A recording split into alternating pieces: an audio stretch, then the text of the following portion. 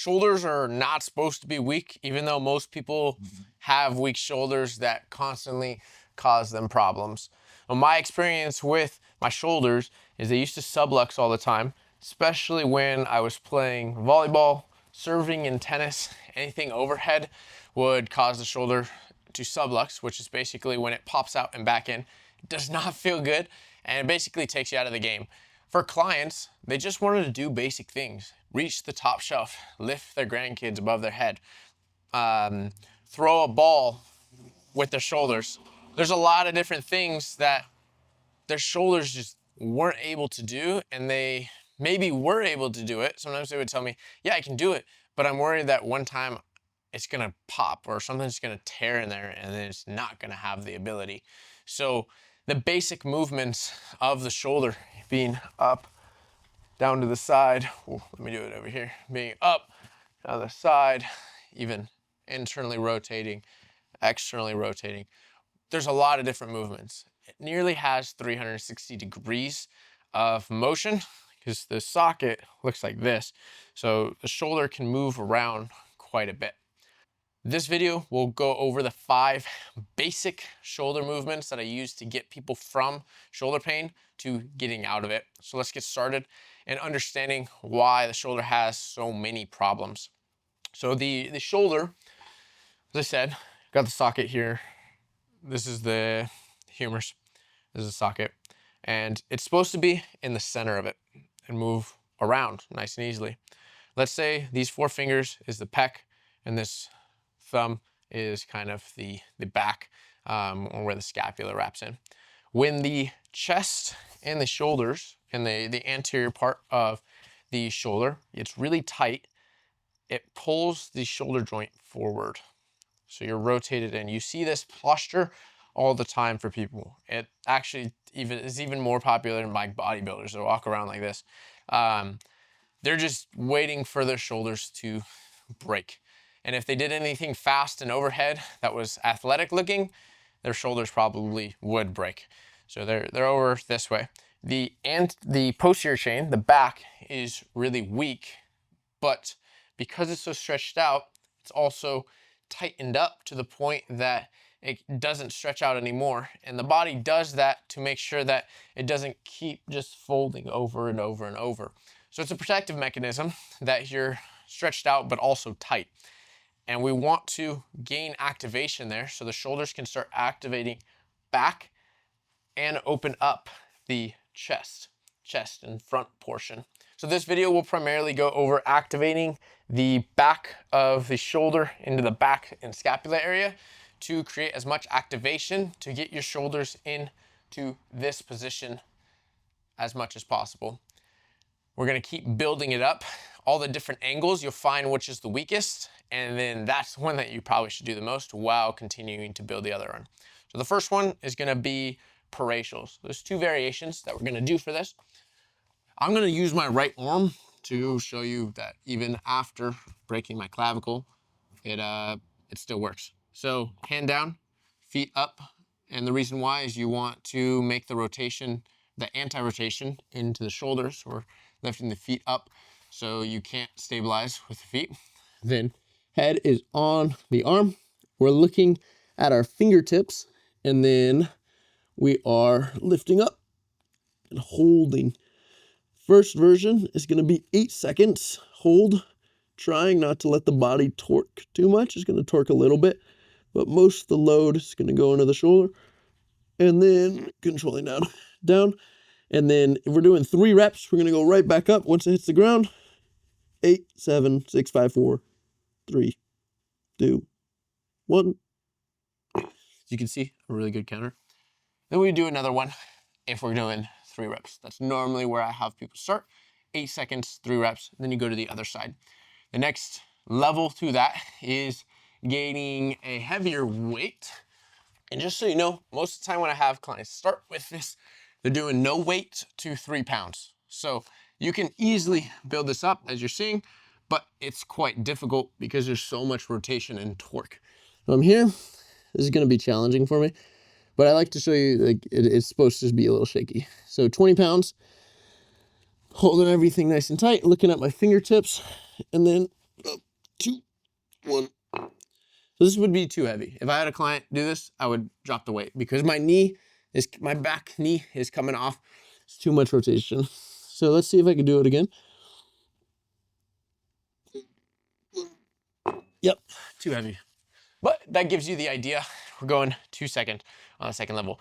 That's the most basic shoulder exercise that you can do even with no weight. If you're here and you're just holding your arm up, this is a great activation for the shoulder. And you can even start working more and more.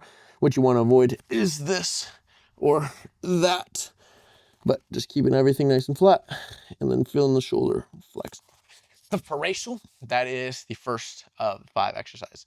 Second one is the Powell raise. So the next movement is the Powell raise. This is one of my favorites, partly because it helped me get past subluxations the most. And I only know that because it was the one I avoided and then I started doing and it got all better. So to get in to the position that's the safest, there's multiple ways you could do it, but this is how I like to teach it. You stand with your back to the bench. Bench is inclined just a little bit. You can also do it flat. For now, keep it inclined. Outside leg goes back, and then you'll put your armpit over the bench. If you're really short, sometimes I'll have people do this because they can't get their armpit over. Ideally, you could push through your hips, get your armpit over. Biggest mistake here is that most people will have the arm too low. So they're actually doing like a lateral raise. Ideally, we have the first knuckle at eye level. So in this straight line here, and then going to the top, activating the scapula into the back, and then controlling back down. If I would do this on the other side, you get the good view, and you're here. It's at eye level. Oopsies. There we go. So if I do this on the other side, you get the good view. I'll just repeat. And then eye level at the first knuckle is going up, goes up to the top, and then we're activating in, controlling back down. Most people go too fast. They'll be here. They'll drop down. That's not what we want. We want it from that top position to be controlled all the way down, finds that first knuckle, and then cross back down. What we're doing here is teaching the scapula to move forward and backwards, and then control when it's backwards. So we're just changing gravity. So we're here, it's forward, protracted, and then as we're opening up, it's retracting the motion. So when you're doing an overhead hit or something that's overhead in general, scapula is going to move out, it's going to protract, and then as you're coming back, it's going to retract. That's not a common motion. It's going to be a lot of instability there. The other variation I like for the Powell raise is with a cable machine. So you're here, and then you're opening up to the outside. Show you this way, opening up, and then it comes back. You get a little less work at the end range, so this cable is a little bit different. It's called a flywheel. So you get a little less work out here, but then in the middle / here, you get a lot more pull because the gravity hasn't been changed, but the point of leverage has been changed for movement. So that's the Powell raise with the cable. And again, you're keeping it right at eye level. I cannot stress that enough because when you have shoulder going all over, it's getting different values. We can do different exercises at different lengths, but the Powell raise, the one that gets the good results, is at that eye level. And then we'll build it up to where you're actually lifting up to the top. So the next movement is the pullover. Pullovers was 2 variations. The beginner version is with the bench on an incline. So what we're doing here is opening up the shoulders to the bottom and then lifting back up.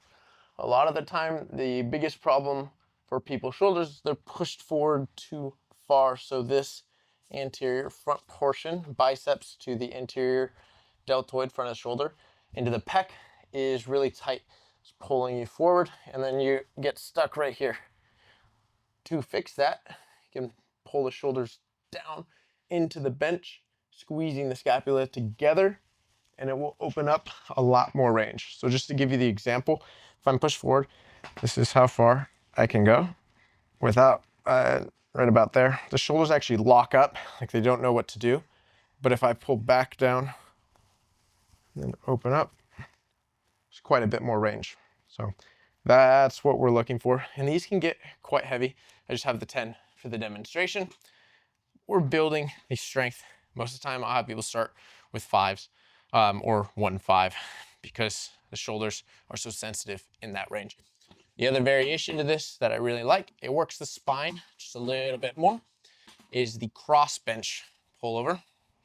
And for this one, we're sitting on the bench, drop the hips down, put the upper back on the bench, keep the hips down all the way. You can even lift the hips just a little bit at the end to get extra range with the shoulders, and then they come back down, activate forward. If you're looking to be able to do a back bridge at some point in life like this, I mean, you have the bench of, but if you're looking to do a back bridge, this is probably one of the best movements for it. And you might, I don't care about a back bridge. Back bridge means that your spine is healthy and it can flex, versus if the spine can't flex, we have a problem. And that's when you get a very rigid spine. And we all know the amount of people with back pain who have rigid spines, and we don't want you to be a part of that. So that's the pullover. The trap 3 raise is the next one. Before the trap 3 raise, I actually like to teach it on the bench first, because it teaches the shoulders to work without the rest of the back. Then we'll move to the back extension. I'll show you that variation next. On this movement, a lot of the times I'll have people start with the weights too wide, that we're actually making more of a snow angel. It's another exercise, but not the one that's gonna get you as good of results. We want to almost make a Y. So you're activating the back, pulling the shoulders together. Very similar to the pullovers, you're just in the opposite positions. You're fighting gravity opposite way than the pullovers, which is why these two work really well together for the shoulders. You're activating the shoulders back, and then you're lifting up to the top, creating that straight body position. You should feel the traps active, and then you're controlling down slow without pushing forward. So keeping the traps back the whole time.